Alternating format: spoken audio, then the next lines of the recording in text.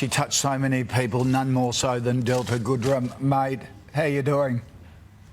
Oh, it's a bit raw to talk right now, but I think it's really important that we all come together and continue to celebrate this beautiful woman who has touched all of our lives together. You know, I truly believe in us just playing the music, honouring her kindness and what she brought to all of us in this moment. Yeah, and look, it's so beautiful that the whole world is doing that.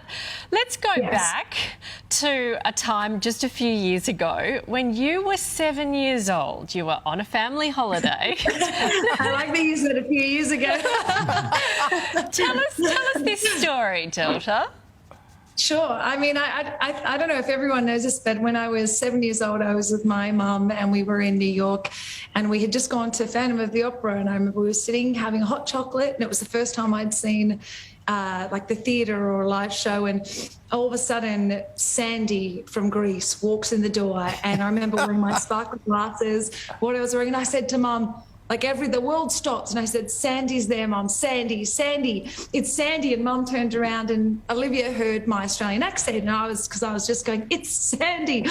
And she walked over to our table and came over and said, "Oh, I hear that you've got Australian accents, so you're not from around here then." And so we had our very first meeting of, basically she said, "Talk to my mum," said, "What were we up to?" And she said, "I hope I see you around tomorrow."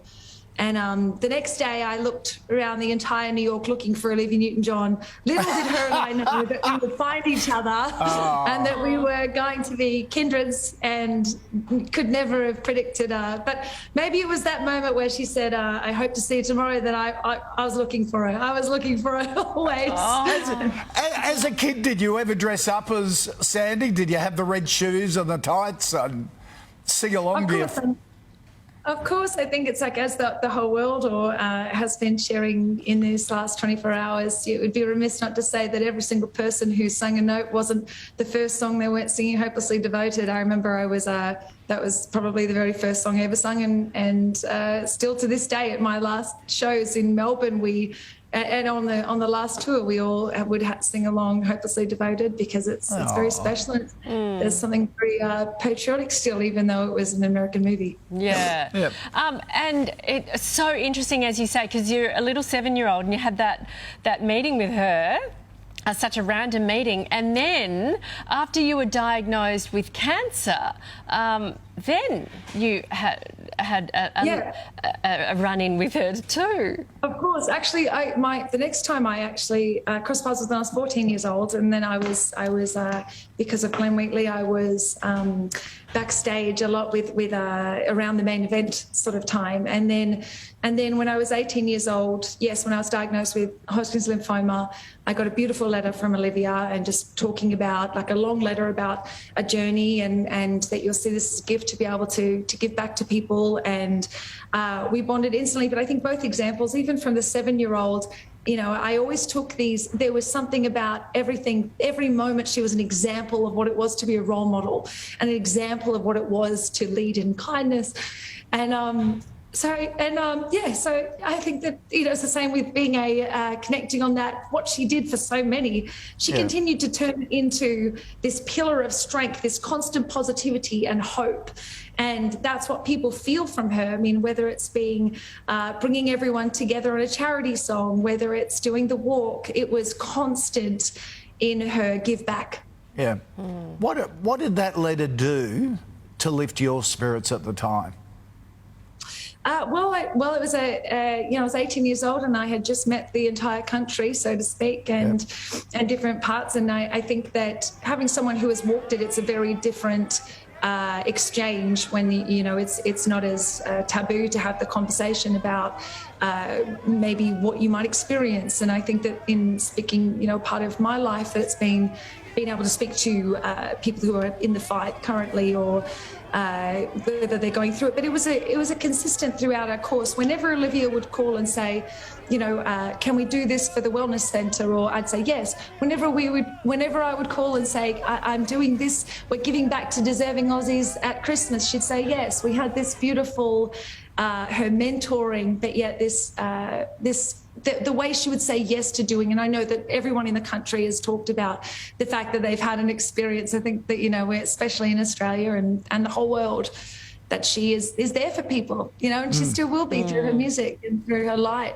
Yeah, absolutely. That music will live on, won't it?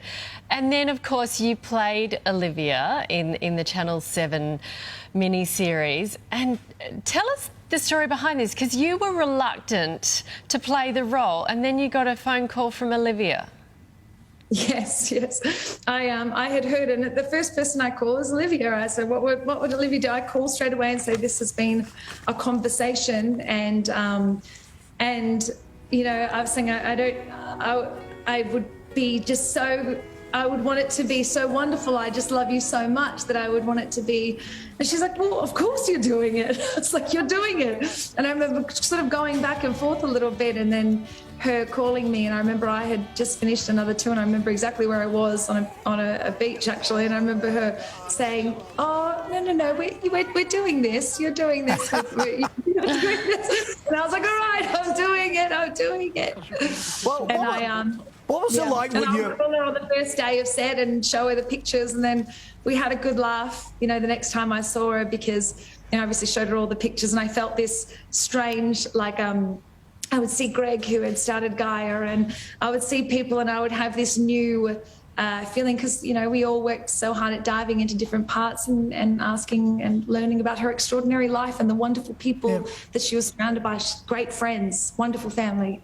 Well, what was it like playing it? Did you feel sort of an added sense of responsibility because you were so close and had that history together? Yes, very much so.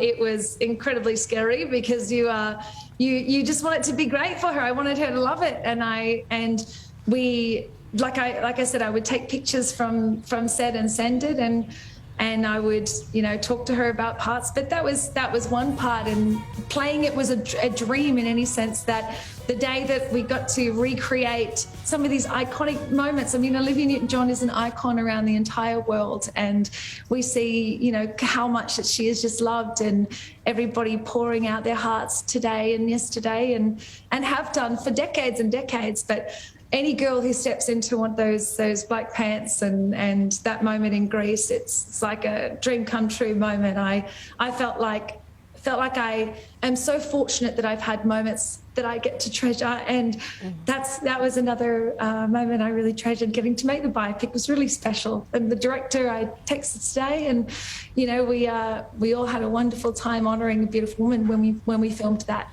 When did you last have contact with Olivia, Delta?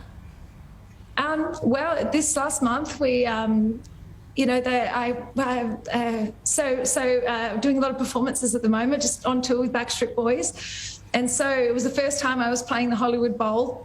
And so I was very excited to be playing it, obviously. So I invited Olivia to come and be there, as I do at all things, any stage or anything I would. and obviously that wasn't meant to be in that moment. And then we had texted throughout this past month with the performances, and yeah, again, you know, always was supportive, just always incredibly. Never missed a beat of any of the music or life. Yeah. She just had a great soul, didn't she, that everyone related to? Yeah, definitely. And this is the thing, you know, whether you were a close friend or somebody who had felt her magic through the TV screen, it was authentic, palpable, and quietly strong and kind and graceful. And in a world with so many, you know, with so much hurt and so much going on, I think it hurts everybody, because she was a constant strength of light, hope, thriver, somebody who wanted to do good in the world of whatever was brought to her. So I think that not only, but her music is a part of our lives, and it will be forever. Yep. She sure was an example of how you should live your life, wasn't she? Delta, thank you so much. We know how hard this was for you, and we sincerely appreciate your time this morning.